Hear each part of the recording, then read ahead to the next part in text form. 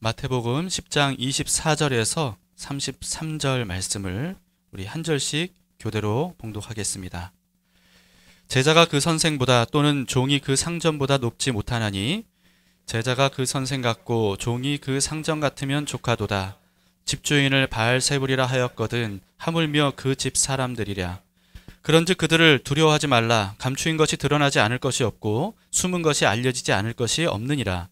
내가 너희에게 어두운 데서 이루는 것을 광명한 데서 말하며 너희가 귓속말로 듣는 것을 집 위에서 전파하라. 몸은 죽여도 영혼은 능히 죽이지 못하는 자들을 두려워하지 말고 오직 몸과 영혼을 능히 지옥에 멸하실 수 있는 이를 두려워하라. 참새 2마리가 한 아사리온에 팔리지 않느냐. 그러나 너희 아버지께서 허락하지 아니하시면 그 하나도 땅에 떨어지지 아니하리라. 너희에게는 머리털까지 다 세신 바 되었나니 두려워하지 말라. 너희는 많은 참새보다 귀하니라.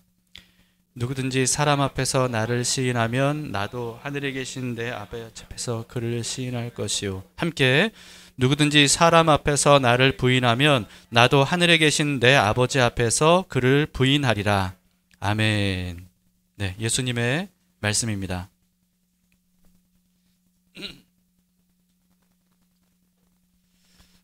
오늘 본문은 예수님께서 12제자를 이제 드디어 부르시고 이 천국 복음을 전파하도록 보내시면서 하신 말씀입니다. 제자들을 부르셨어요. 제자들은 예수님의 부르심에 굉장히 많은 기대가 있었을 겁니다. 왜냐하면 예수님 하신 말씀이 너무나도 어디서도 들어보지 못한 놀라운 말씀들이었고 또 예수님이 하시는 일들이 엄청난 기적들이잖아요. 그런 예수님께 선택돼서 이 제자가 됐으니까 굉장히 많은 기대감이 있었을 거예요. 그런데 그런 제자들에게 예수님은 의외의 말씀을 하십니다. 어떤 말씀이냐면 너희가 고난과 박해를 당하게 될 것이다. 이렇게 말씀하세요. 심지어 가족조차 제자들을 박해하고 죽게 할 것이라고 하는 예고를 하십니다. 지난주에 말씀을 드렸듯이요. 예수님은 이렇게 자신을 따르기 위해서 반드시 고난을 감수해야 된다는 사실을 숨기지 않고 말씀을 하셨는데요. 이 12제자에게도 똑같이 그렇게 미리 다 알려주신 거예요. 여러분, 여러분이 12제자라면 어떻게 하시겠습니까? 이 말씀을 듣고. 그래도 예수님의 뒤를 따르시겠습니까? 아니면 나 그럴 거면 예수님 안 따르겠다. 이렇게 하시겠습니까? 사실 예수님을 따르는 것 외에도요. 우리 일상생활에서도 일부러 고난을 기꺼이 감수하는 일들이 사실 대부분입니다. 얼마나 많은지 몰라요. 다이어트 하는 사람들 굳이 안 굶어도 되잖아요. 근데 굶고 또 이 건강을 위해서 일부러 뛰고 운동하고 그러지 않습니까? 또 어떤 사람들은 멋진 경치를 보기 위해서 이 굉장히 높은 산까지 꼭대기로 올라가서 한눈에 보이는 멋진 경치를 보기 위해 그런 것을 감수하기도 합니다. 진짜 일상생활도 마찬가지예요. 매 끼니마다 우리가 식사 준비하고 또 방 청소하고 또 밥하고 빨래하고 이게 얼마나 힘들어요. 힘듭니까? 안 힘듭니까? 하루만 하라 그러면 하겠지만 이거를 매일 하라 그러면 이게 얼마나 힘들어요. 그런데도 불구하고 그런 일들을 하죠. 집안일뿐만 아니고요. 직장생활도 얼마나 힘들어요. 매일 새벽같이 일어나서 직장에 가고 이제 또 어두울 때 돼야 집에 들어와서 겨우 씻고 밥 먹고 자고 이게 얼마나 힘든 일입니까? 그런데도 그렇게 하죠. 학생들도요. 아침 일찍에 학교 매일 가는 거 이게 얼마나 고달프고 힘들어요. 심지어 이 돌만 지나면 요즘에는 어린이집에 데려다 아이들을 주잖아요. 그러면 막 울고 엄마랑 떨어지지 않으려고 하는데도 불구하고 그걸 감수하고 그렇게 거기에 애를 두고 오는 이유가 뭡니까? 그런 일들을 통해서 유익한 결과들이 있기 때문에 그렇죠. 병원 치료받는 것도 마찬가지 아니에요? 여러분 병원 치료받는 게 얼마나 사실 힘들어요. 치과 치료받는 거 얼마나 무섭고 힘듭니까? 그런데도 불구하고 우리가 병원에 가서 돈 내면서까지 그걸 감수하는 이유가 뭐예요? 유익을 얻을 수 있기 때문이죠. 문제가 해결될 수 있고 나에게 많은 것들이 이루어질 수 있기 때문에 그렇습니다. 이런 일들이 힘들고 고통스럽다고 해서 다 때려치우면 그러면 어떻게 될까요? 그러면 정말 편안하고 문제없는 삶을 살 수 있을까요? 아니죠. 오히려 문제 많은 인생을 살 수밖에 없을 겁니다. 또 의미 없는 인생을 살게 될 것이고요. 그리고 또 좋은 결과를 기대할 수 없습니다. 이걸 우리가 너무나도 잘 알기 때문에 힘들어도 고통스러워도 그래도 이런 일들을 감수함으로써 좋은 결과들을 얻으려고 하는 거죠. 예수님을 따르는 것에 대해서도 우리가 적어도 이 정도는 생각할 수 있어야 될 것 같아요. 여러분, 예수님을 따르는 것이 사실은 적어도 이 정도를 생각할 수 있다고 말씀드렸는데요. 적어도라고 말씀드리는 이유는 뭐냐 하면 어떤 일상생활의 이런 고통과 어려움을 감수하면서까지 이렇게 하는 것보다 훨씬 더 큰 유익을 얻을 수 있기 때문 아니겠습니까? 우리가 일상생활을 위해서 이렇게 많은 것들을 감수하며 활동하고 생활하는 것은요, 기껏해야 평생을 위한 일이에요. 기껏해야. 자, 여러분, 평생보다 더 값지고 귀한 삶이 있다는 것을 우리는 알아야 됩니다. 평생보다 더 값진 삶, 그게 뭐예요? 영생이죠. 여러분, 평생을 위한 이런 노력들은요, 아무리 열심히 한다고 해도 사실 평생을 100% 보장받을 수 있는 사람은 없습니다. 네, 그 중에서는 뭐 10% 보장받는 사람도 있을 것이고, 어떤 사람들은 뭐 1% 보장받을 수밖에 없는 사람도 있을 거예요. 반면에 예수님을 따르는 것은 영생을 누구나 100% 보장받을 수 있는 일입니다. 그렇기 때문에 평생을 위해서 우리가 뭐 이렇게 집안일도 하고 직장 생활하고 이런 것도 굉장히 중요하고 반드시 해야 되는 일이지만, 그보다 영생을 위해서 사는 것은 그보다 더 중요하다는 거죠. 여러분, 혹시 유한한 평생을 위해서 영원한 영생을 희생시키려는 사람이 없는가 한번 생각해 보시기 바랍니다. 혹시 나는 영생을 위해 사는 사람인가, 평생을 위해 사는 사람인가 한번 생각해 보세요. 만약에 둘 중에 하나를 정말 포기할 수밖에 없는 그런 상황이라면, 그렇다면 여러분들이라면 영생을 포기하시겠습니까? 평생을 포기하시겠습니까? 이게 너무 극단적인 질문이긴 하지만 사실은 우리는 그런 극단적인 선택을 아직 하지 않아도 되는 그런 나라에서 살고 있긴 하지만요, 이런 극단적인 상황에 처한 사람들이 전 세계에 얼마나 많은지 몰라요. 그러니까 우리도 한번 생각해 보자는 거죠. 여러분, 우리가 만약에 이런 극단적인 상황이라면, 평생과 영생 둘 중에 하나를 포기해야 될 그런 상황이라면 여러분들은 어떤 쪽을 포기하시겠습니까? 어떤 쪽을 선택하시겠어요? 근데 사실 우리의 이 극단적인 상황이 아닌 삶에서도요, 우리는 영생을 포기하려고 하는 유혹을 날마다 받는 것 같아요. 일상생활을 살면서 얼마나 많은 힘들고 어려운 고통 때문에 압박이 느껴지기도 하고, 또는 많은 유혹들이 오기도 하잖아요. 그럴 때 우리는 그 순간만큼은 정말 영생을 놓고 싶은 어떤 이런 생각을 가질 때가 참 많지 않습니까? 순간순간 날마다 우리는 영생을 위해서라면 심지어 평생까지도 포기할 준비가 되어 있어야, 그래야 우리가 하루하루를 살면서도 영생을 붙들고 영생의 삶을 하루하루 살아갈 수가 있을 겁니다.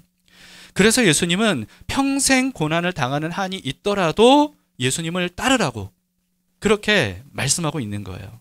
그게 바로 영생을 얻는 길이기 때문에 그렇습니다. 자, 22절을 보시면요, 이렇게 되어 있는데요. 또 너희가 내 이름으로 말미암아 모든 사람에게 미움을 받을 것이나. 어떤 사람에게? 모든 사람에게. 이게 12제자에게 하신 말씀이에요. 모든 사람에게 미움을 받을 것이나 끝까지 견디는 자는 구원을 얻으리라. 심지어 모든 사람, 아까 말씀드렸죠? 가족에게까지 버림을 받고 죽임을 당하는 일이 일어날 것이다. 예수님께서 그렇게 말씀하셨어요. 그러나 그렇다 할지라도 끝까지 견뎌야 된다. 그게 구원을 얻는 길이다. 이렇게 말씀하셨습니다. 그리스도인들이 막연하게 참 이렇게 생각할 때가 많이 있습니다. 예수님이 함께 하시면 고난 없을 거야. 또는요, 또 기도할 때도 이렇게 기도할 때도 많이 있어요. 미움이나 고난 당하지 않게 해주세요. 그러나 여러분, 이렇게 하는 것만으로는 안 됩니다. 사실은 우리의 기도를 바꿔야 돼요. 고난을 당하지 않게 해달라고 기도하기보다는요, 어떤 고난을 당하더라도 그것을 우리와 함께 하시는 예수님을 바라보면서 능히 이길 수 있도록 주님, 예수님 나와 함께 해주세요. 이렇게 기도하는 것이 우리에게 필요하죠. 어떤 환난과 고난이 있다 할지라도 그것을 능히 이길 수 있는 강인한 믿음의 사람이 되게 해주세요. 라고 기도하는 것이 우리에게 필요합니다. 고난이 없기를 기도하기만 하면요, 우리는 영적인 약골이 될 수밖에 없어요. 왜냐하면 어쩔 수 없이 인생을 살다 보면 고난을 당할 때가 있잖아요. 그럴 때 우리는 고난 없기만을 기도하다가 고난을 당하면 약골로 금방 무너질 수밖에 없습니다. 그러나 어떤 고난이 있다 할지라도 그것을 능히 이길 수 있는 믿음의 사람이 되게 해달라고 기도하고 그런 삶을 우리가 추구하며 살아가면, 그러면 영적인 강골로 우리가 살아갈 수 있습니다. 웬만한 일에 흔들리지 않고 힘들고 어려운 일, 정말 극한 상황에 처한다 할지라도 견뎌낼 힘을 우리가 가질 수 있게 되는 거예요.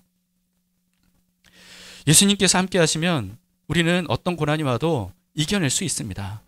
그리고 견뎌낼 이유와 가치를 우리가 얻을 수 있어요. 그 믿음으로 우리가 주님 앞에 나아갈 수 있길 바랍니다. 오늘 본문에서 예수님은 이렇게 말씀하십니다. 24, 25절에 제자가 그 선생보다 또는 종이 그 상전보다 높지 못하나니 제자가 그 선생 같고 종이 그 상전 같으면 조카도다. 집주인을 바알세불이라 하였거든 하물며 그 집 사람들이라. 자, 제자들이 이렇게 박해를 당하고 고난을 당할 것이지만, 그러나 스승이신 예수님이 더 큰 고난과 박해를 당할 것이다 라고 하는 것을 말씀하고 계시는 겁니다.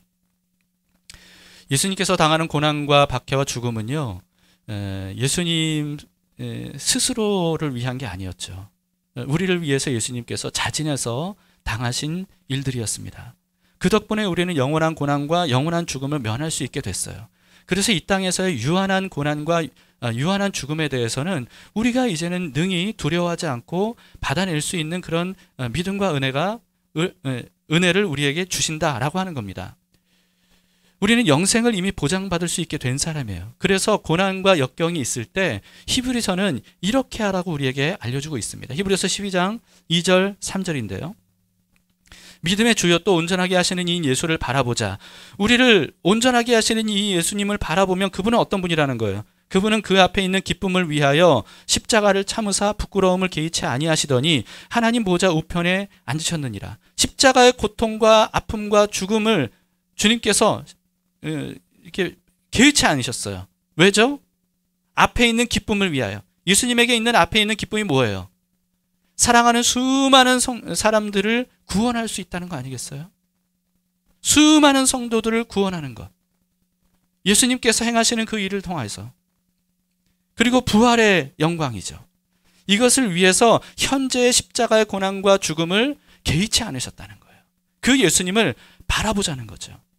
또 너희가 피곤하여 낙심하지 아니하기 위하여 죄인들이 이같이 자기에게 거역하신 일을 참으신 일을 생각하라 말씀하고 있습니다. 우리를 위해 기꺼이 자진해서 고난과 죽임을 당하신 예수 그리스도, 그분을 위해서 고난과 역경을 우리가 기꺼이 감당한다면 이것이야말로 우리가 고난과 역경을 능히 이길 수 있는 비결이다 라고 하는 것이죠. 예수님을 바라보라는 거예요. 예수님께서 십자가를 통해서 이루신 일을 보라는 거예요. 이제는 더 이상 우리가 고난을 당한다 할지라도 그것은 영원한 고난이 아닌 겁니다. 유한한 고난인 거예요. 영원한 고난은 주님이 가져가셨어요. 우리가 이 땅에서 죽임을 당한다 할지라도 영원한 죽음은 이제는 우리에게 더 이상 없는 거예요. 예수님께서 우리 대신에 영원한 죽음을 가져가셨기 때문입니다. 그 예수님을 바라보면 이 땅에서의 유한한 고난과 죽음을 우리가 능히 감당할 수 있고, 고난과 죽음을 당하는 그 순간순간마다 주님께서 우리와 함께 하셔서 그것을 능히 감당할 수 있게 해주신다는 거죠. 이 믿음을 가지고 영적인 강골로서 우리가 세워져 갈 수 있기를 바랍니다.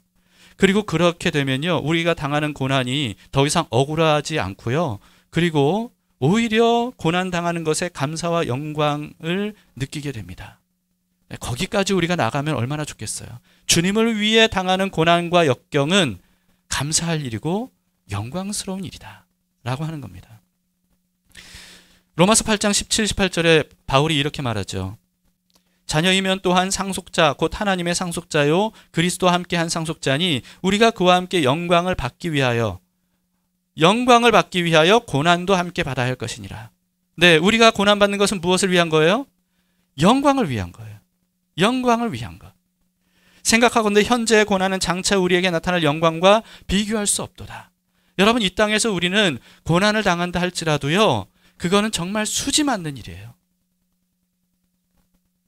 이 세상에 우리가 많은 노력을 하죠. 아까 말씀드렸듯이 직장생활, 집안일, 육아를 하고 굉장히 많은 것들을 투자하고 고통과 인내를 감수하면서 그 일들을 하는 이유는 그걸 통해 얻는 유익이기 때문이라고 그랬잖아요. 여러분, 그 유익과 예수님을 위해 당하는 고난과 고난으로 인해 얻는 유익은 비교할 수 없다는 거예요. 그렇기 때문에 우리는 예수님을 위해 당하는 고난에 대해서 이와 같은 수지맞았다라고 하는 마음까지 가질 수 있다면, 그러면 얼마나 우리가 고난에 대해서 강하게 이겨낼 힘을 가질 수 있겠습니까? 12 제자들과 초대교회 성도들은 실제로 그랬어요.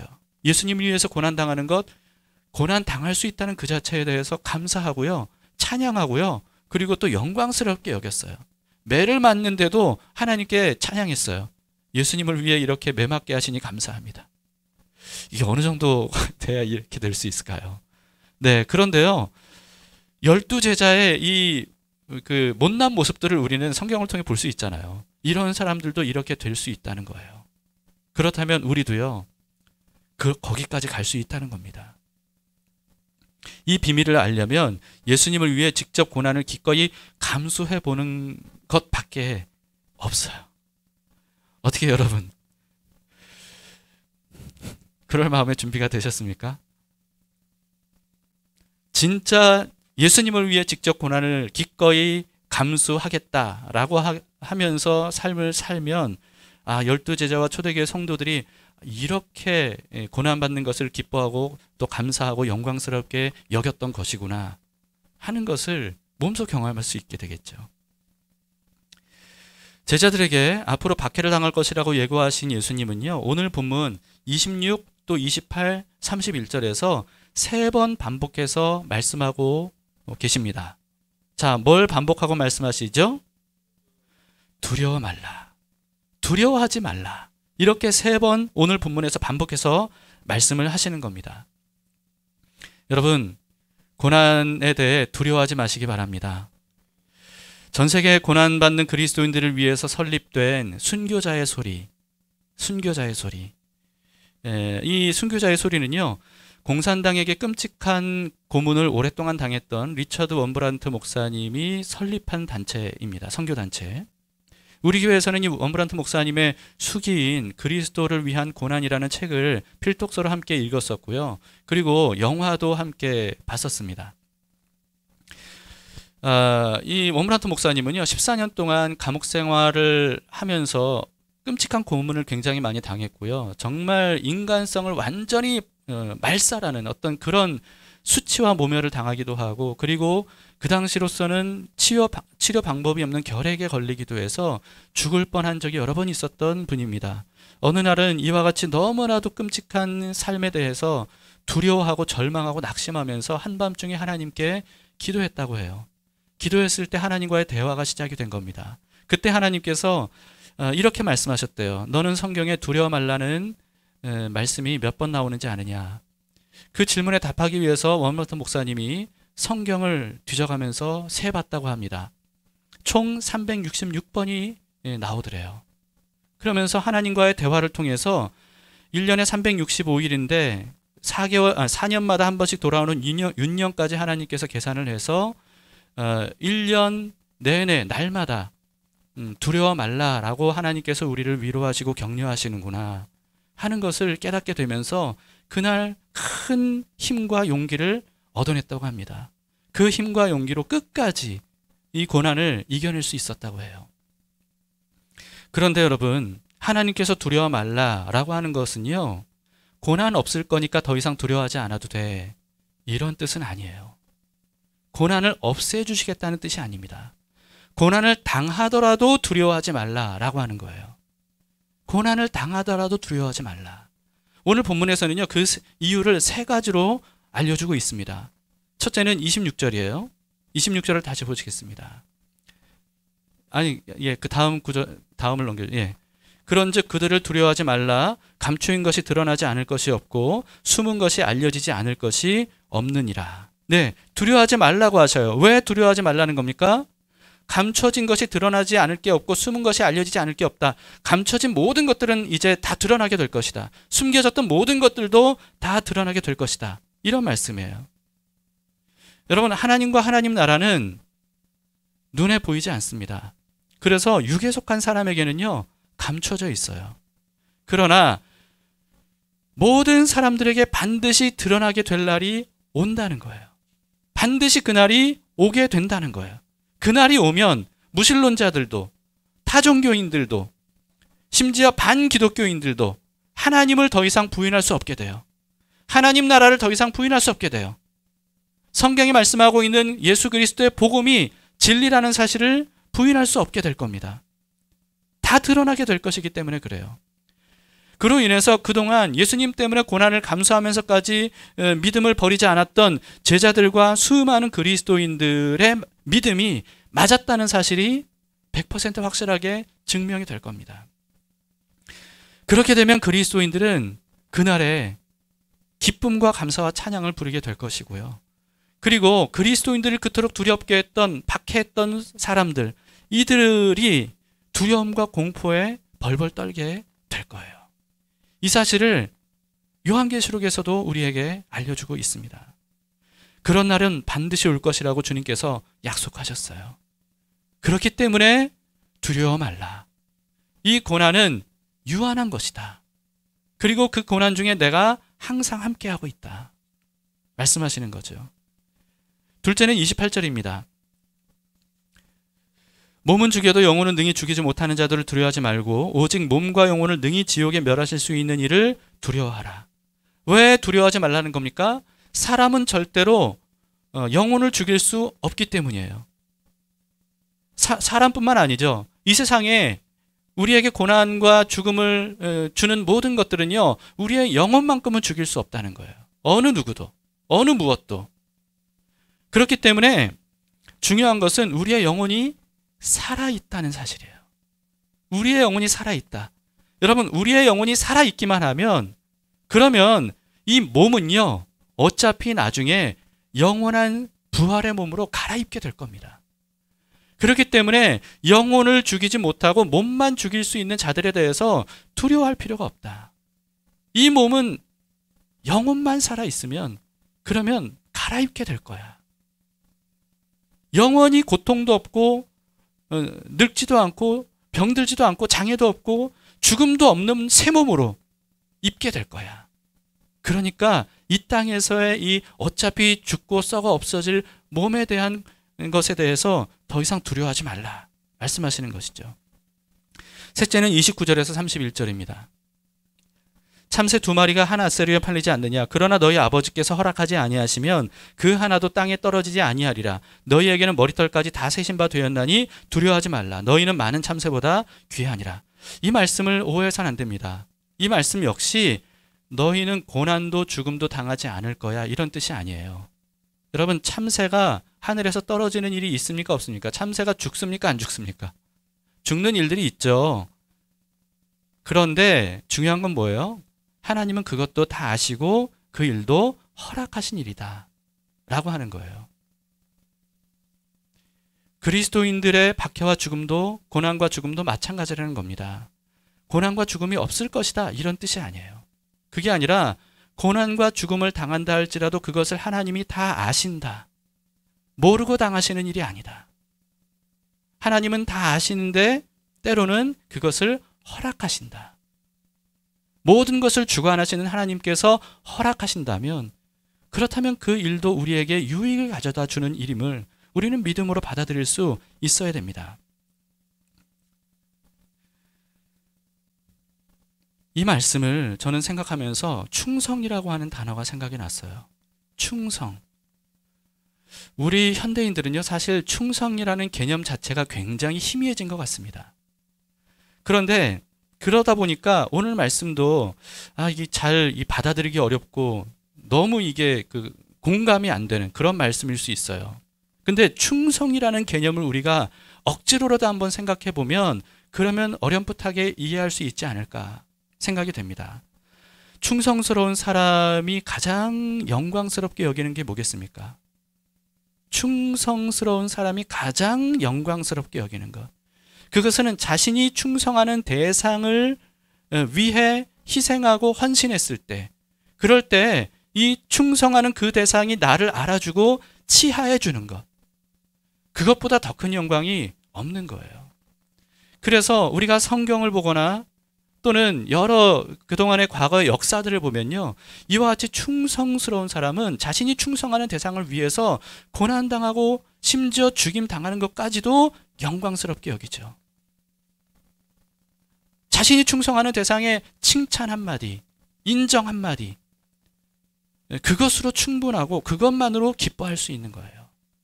하나님은 이 고대의 이 충성이라고 하는 개념이 살아있는 이 당시에 예수님께서 이 말씀을 하신 것이라고 생각한다면 우리는 그때 그 사람들의 마음으로 이 말씀을 볼 필요가 있습니다. 아, 충성하는 대상의 이 인정과 치하, 이것이 가장 영광스러운 일이다 라고 하는 것이죠. 그렇기 때문에 두려워하지 말라는 겁니다. 내가 다 안다. 내가 모르고 네가 그 일을 겪도록 하는 것이 아니다. 내가 허락한 일이라면, 그렇다면 그것이 가장 기뻐할 일이고 가장 만족할 일이고 가장 유익한 일이고 가장 영광스러운 일이라고 여길 수 있기를 바란다. 주님께서는 우리에게 그렇게 말씀하시는 것이 아닌가. 그런데 여러분, 오늘 본문에서 예수님은요, 두려워 말라라고만 말씀하신 게 아니에요. 두려워 말라라고만 말씀하신 게 아니고요, 두려워하라라고도 하셨어요. 자, 28절을 보세요. 자, 28절 다시 보시면, 몸은 죽여도 영혼은 능히 죽이지 못하는 자들을 두려워하지 말라라고 말씀하셨죠. 그리고 오직 몸과 영혼을 능히 지옥에 멸하실 수 있는 이를 두려워하라. 자, 누구를 두려워하라는 겁니까? 네, 영혼까지 죽일 수 있는 분은 하나님밖에 없다는 거예요. 그 하나님이 가장 두려운 분이다, 그 사실을 알아야 된다 라고 하는 것이죠. 하나님이 가장 두려운 분인 줄 아는 사람은요, 어떤 사람이나 어떤 세상의 환경이나 또 상황도 두려워하지 않게 됩니다. 이 비밀을 터득할 수 있는 우리 모두가 될 수 있길 바라요. 우리 눈에 하나님이 강하신 분이고 가장 두려우신 분이라는 사실을 볼 수만 있다면, 그렇다면 우리는 하나님 외에 다른 모든 어떤 것도 더 이상 두려워할 이유가 없다는 것을 깨닫게 될 겁니다. 여러분, 사람과 하나님 중에 누구를 더 두려워하고 계십니까? 세상의 어떤 상황이나 환경과 하나님 중에 또 어느 쪽을 여러분들이 더 두려워하고 있습니까? 사실 우리가 솔직히 말하면 세상이 더 두렵고 사람이 더 두렵죠. 근데 왜 그렇습니까? 그거는요, 눈에 보이기 때문 아니겠어요? 눈에 보이는 것이니까. 대신에 하나님은 어때요? 눈에 보이지 않으세요. 그러다 보니까 하나님이 두려운 분이라는 사실에 대해서 이 깨닫기가 굉장히 어렵습니다. 근데 여러분, 세상 모든 사람들이 하나님을 두려워하지 않는다고 해서 하나님이 두려워하지 않아도 되는 분인 것은 아니에요. 세상 하나님을 두려워하는 사람이 한 명도 없다 할지라도 여전히 하나님은 두려우신 분이세요. 두려워해야 될 분이세요. 정말 위험한 상태가 뭐냐 하면요, 두려워해야 될 대상을 두려워하지 않을 때입니다. 그렇지 않아요, 여러분? 정말 위험한 상태가 바로 두려워해야 될 상황인데 두려워하지 않는 거예요. 어린아이가 불을 두려워하지 않는다면, 칼을 무서워하지 않는다면, 절벽을 두려워하지 않는다면, 그건 정말 위험한 일이죠. 정말 위험한 일입니다. 하나님을 두려워하지 않는 모든 사람들은 이보다 훨씬 위험한 상태에 사실은 빠져 있는 거예요. 하나님이 얼마나 두려우신 분인지를 우리가 먼저 아는 것이 필요합니다. 하나님의 영광은 어느 누구도 감당할 수 없어요. 어느 누구도. 만약에 지구가 태양과 조금만 더 가까워지면 어떻게 될까요? 생명체가 생존할 수가 없을 거예요. 우리도 마찬가지죠. 인류는 다 멸망을 당하게 될 겁니다. 태양의 방사선이 얼마나 또 해롭습니까? 생명체를 죽이는 것이 바로 태양의 방사선을 통해서 나오는 것이죠. 그런데 여러분, 우주에는요, 태양과 비교할 수 없이 크고 뜨겁고 밝은 별들이 무수하게 많다고 해요. 심지어 태양보다 말할 수 없이 큰 별들이 유튜브에 찾아보면 여러분 한번 보세요. 훨씬 뜨겁고 훨씬 큰 별들이 정말 어마어마하더라고요. 그런데 하나님은 어떤 분이세요? 그런 별들에게 불을 붙이신 분이세요. 그리고 한순간에 그 모든 별들의 불도 끄실 수 있는 분이세요. 하나님은 그런 하나님이십니다. 그런 하나님의 영광을 사람 어느 누구도 감당할 수 없어요. 그렇기 때문에 하나님은요, 사람을 보호하시기 위해서 스스로 숨어 계시는 하나님이십니다. 하나님이 숨어 계시는 이유가 뭐예요? 사람을 보호하시기 위해서예요. 그런 하나님께서 때로는요, 필요할 때만 아주 조금 그 영광을 드러내십니다. 그런데 아주 조금 그 영광을 드러내기만 해도 사람은 그 앞에서 벌벌 무서워 떨 수밖에 없는 거예요. 신의 산에 하나님의 영광이 임했을 때 백성들의 반응이 어땠는지 보세요. 성전에 하나님의 영광이 임했을 때 백성들의 반응이 어땠는지 보세요. 이사야나 에스겔이나 이런 사람들이 하나님의 잠깐의 영광을 경험했을 때 그들의 반응이 어땠는지 보세요. 이들은 그 자리에서 납작 엎드릴 수밖에 없었어요. 두려워 벌벌 떨 수밖에 없었던 거죠.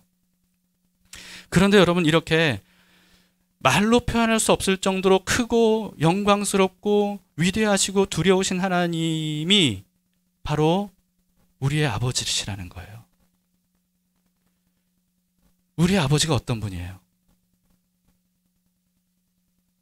세상에 무엇과도 비교할 수 없을 정도로 강하고 능하고 또 두려우신 분이세요.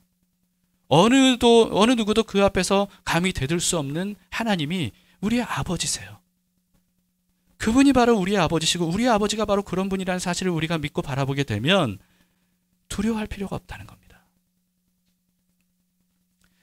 누구를 또 무엇을 두려워하느냐? 여러분, 이건 굉장히 중요한 문제예요. 왜냐하면 사람은요, 두려워하는 대상의 종이 될 수밖에 없기 때문입니다. 누군가를 또는 무언가를 우리가 두려워하잖아요. 그러면 종이 될 수밖에 없어요. 종이 된다는 건 무슨 뜻이에요? 그 대상이 시키는 대로 할 수밖에 없다는 거예요.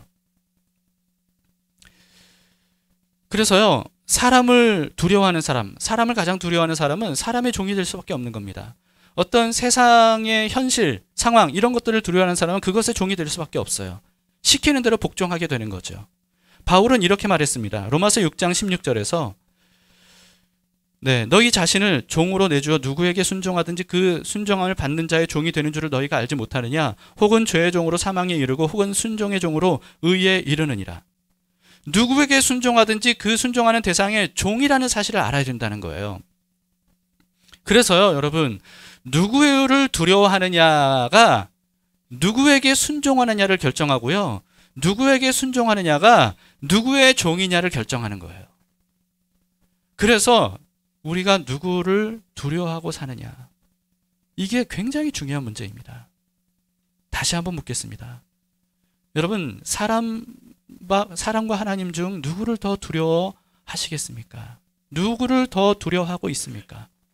세상의 상황과 환경, 그리고 또 하나님, 그 사이에 어느 쪽을 더 두려워하고 계십니까? 우리 스스로 이 질문에 답을 하면서 자각해야 되고요. 그리고 또 우리가 각성해야 되는 거죠. 우리가 두려워해야 될 대상은 하나님 한 분이어야 된다는 그 사실. 이것을 우리가 깊이 깨달아야 됩니다. 그런데 오직 하나님 한 분만을 두려워하는 사람이 되려면 하나님이 어떤 분인지를 알아야 돼요. 하나님이 어떤 분인지 모르면 하나님을 두려워할 수 없습니다. 하나님이 어떤 분인지 알아야 된다는 것은 지식적으로 배워서 아는 것만으로는 안 돼요. 직접 그 하나님을 만나야 돼요. 직접. 그래야 온 인격으로 하나님이 얼마나 두려우신 분인지를 이게 감을 잡을 수가 있습니다. 그런데 하나님은 영이시라고 해요. 하나님은 영이십니다. 하나님은 영이시기 때문에 우리의 이 육의 오감으로는 하나님을 만날 수 없어요. 하나님을 감지할 수가 없습니다. 그래서 우리가 삶을 살면서 이 육적인 감각이 얼마나 살아있어요. 육적인 감각, 이 오감이 굉장히 예민하게 살아있으면 그러면 영이신 하나님을 우리가 만날 수 없을 때가 참 많죠. 영이신 하나님을 만나지 못하고 육적인 감각으로만 우리가 이 세상을 살아가면 그러면 결국은 세상과 사람을 두려워하는 종의 삶을 살 수밖에 없는 겁니다. 그래서 우리는 영적인 감각을 깨워야 돼요. 죽었거나 또는 굉장히 무뎌진 이 영적인 감각을 깨우는 작업이 우리에게 필요해요. 그래야 영이신 하나님을 만날 수 있고요. 그래야 하나님이 얼마나 두려우신 분인지를 깊이 깨달을 수 있고, 그래야 우리가 이 세상의 종으로 살지 않고 하나님을 따르는 사람, 하나님 안에서 두려워하지 않는 삶을 살 수가 있게 되는 거죠. 이런 작업을 위해서 우리는 시간과 노력이 필요한 겁니다. 영이신 하나님을 영적으로 우리가 만나려면요, 일부러 육적인 감각을 억제해야 될 필요가 있을 때가 있어요. 그래서 우리가 기도할 때 어떻게 기도해요? 기도할 때 우리가 눈 감고 대부분 기도하잖아요. 꼭 눈 감고 기도해야 되는 건 아니지만, 그러나 왜 눈 감고 기도하는 게 좋은 겁니까? 육적인 감각을 그 시간 잠재우는 거예요. 그래야 영적인 감각이 살아날 때가 많습니다. 왜 사람들이 때로 금식 기도원에 갈까요? 왜 금식 기도원에 사람들이 갈까요? 영적인 감각을 깨우기 위해서 육적인 감각을 억제하는, 거기에 일부러 들어가는 거예요. 왜 우리가 매주 이 자리에 나와서 예배를 드려야 되는 겁니까? 왜 말씀을 들어야 됩니까? 왜 15분 골방 기도를 하는 겁니까? 이 모든 작업들이 우리에게 필요한 영적인 감각을 깨우는 작업인 거예요. 그럴 때 우리는 영이신 하나님을 조금이라도 더 감지할 수 있는 겁니다. 생캠, 40일간 생명의 공동체를 살리기 위한 생캠을 우리가 시작하는 이유도 마찬가지예요. 여러분, 하나님께 집중하는 이 시간을 한번 결단해 보자는 거죠. 우리는 육적인 감각만 너무 살아서 이 세상에 살다 보니까 그게 육적인 감각으로 느껴지는 게 전부라고 생각할 때가 많아요. 그런데 이제는 그것을 멈추고 영적인 감각, 이 죽었거나 무뎌진 영적인 감각을 살려보자는 거예요. 그래서 영이신 하나님을 우리가 직접 만나보자는 거예요.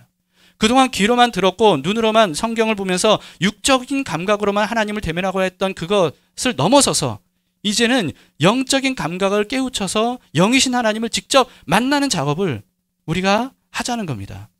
그렇기 때문에 이 40일간의 생캠은요, 이벤트나 행사가 아닌 겁니다. 영이신 하나님과 영원히 함께 사는 삶을 체질화하는 훈련이에요. 훈련. 그래서 40일 이 생캠은 이벤트나 행사가 아니기 때문에 40일 동안 한다고 해서 그게 끝나는 게 아니고요. 사실은 이 훈련 기간 이후에 실제 삶을 사는 겁니다. 체질화는 시간이 필요해요. 체질화되려면. 몸이 자동 반응할 정도가 되려면 시간이 필요해요. 그리고 집중이 필요합니다. 그래서 40일간 최소한의 훈련을 하자는 거죠. 이 훈련을 할 때 우리는 하나님을 만나게 될 겁니다. 하나님이 얼마나 크고 위대하신 분인지를 깨닫게 될 거예요. 그리고 인생의 목적과 의미를 발견하게 될 겁니다.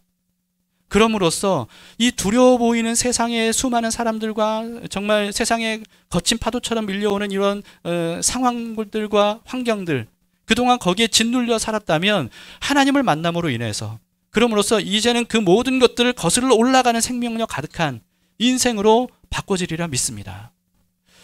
그래서 여러분, 전심으로 훈련에 임하시기 바라요. 이보다 가치 있는 시간은 없을 겁니다. 인생의 전환점이 되는 기회가 될 것이라고 확신합니다. 그래서 억지로 끌려가는 게 아니고요. 또는 거부하지 마시고, 이번 기회는 내 영적 감각을 살릴 수 있는 기회다. 나 혼자 하면 그것을 하기 어렵지만, 그러나 다 함께 하면 우리가 함께 다 성공할 수 있다 하는 그런 마음으로 여러분, 이번 기회에 함께 다 동참해 주시기를 바랍니다. 말씀을 마치겠습니다. 여러분, 예수님은 오직 영이신 하나님만 두려움으로써 세상에 그 누구도 그 무엇도 두려워하지 말라고 하셔요. 육으로 살지 말고 이제는 영으로 살라는 말씀입니다. 어떤 고난과 역경이 있다 할지라도 아무것도 두려워하지 말고 오직 하나님의 인도하심을 따라 광야 같은 인생에서 가장 가치 있고 영광스럽고 복된 길을 걸어가자라고 주님께서 우리에게 초대하시는 것입니다. 이 말씀에 우리가 아멘으로 기쁘게 화답할 수 있기를 바랍니다.